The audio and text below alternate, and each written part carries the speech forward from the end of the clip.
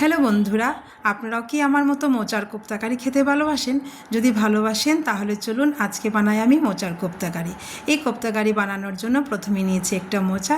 তো মোচার উপরের ফুলগুলো আমি খুলে রেখে দেবো, শুধু ভিতরের এই কলিটা দিয়েই আমি কোপ্তাটা বানাবো। সাথে নিয়েছি একটা আলু আর আধা কাপ আমি অরল ডাল আগের থেকেই ভিজিয়ে রেখে দিয়েছিলাম। এবার প্রেশার কুকারে মোচার আলু দিয়ে দেবো সিদ্ধ, অল্প নুন দিয়ে। আর এদিকে আমি ডালটাও আমি বেটে নেব। তো ডালটা আমার পেস্ট হয়ে গেছে, একটু দানা দানা থাকবে ডালটা। এবার মোচাও সিদ্ধ হয়ে গেছে, আলু সিদ্ধ হয়ে গেছে, দিয়ে দিলাম আমি ডাল, অল্প নুন, হলুদ, লঙ্কার গুঁড়ো আর দিয়েছি ধনিয়া গুঁড়ো। সাথে দিয়েছি একটা পেঁয়াজ কুচি আর দুটা কাঁচা লঙ্কা কুচি। এবার হাতের সাহায্যে ভালো করে চটকে মেখে নেব। তো দেখুন আমার মাখাটা হয়ে গেছে। এবার গোল গোল করে কোপ্তা আমি রেডি করে নিয়েছি। তো কোপ্তার বলটা রেডি হয়ে গেছে। সাথে আমি কিছুটা নিয়ে নিলাম আমি এখানে বেসনের গুঁড়ো। তো বেসন কেন নিয়েছি, বেসনগুলোকে বড়ার মধ্যে ভালো করে মেখে যখন আমি ভাজবো তখন খুব মচমচা হয়ে বড়াটা ভাজা হবে। তো এইভাবে দেখুন আমি হাতের সাহায্যে গোল গোল করে বেসন লাগিয়ে বড়াটা আমি ভেজে নিচ্ছি। তো একটা একটা করে প্রত্যেকটা বড়া দিয়ে দিলাম। এবার আমি কিছুটা গ্রেভির জন্য মশলা রেডি করব।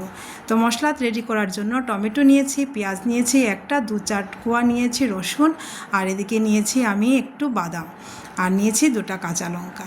এখানে আমার মশলাটা পেস্ট হয়ে গেছে। এবার দেখুন আমার বড়াটাও, কোপ্তার বড়াটাও ভাজা হয়ে গেছে। তো ওই কড়াইতে দিয়ে দিলাম গোটা জিরে ফোড়ন আর দিয়েছি পেস্ট করা মশলা।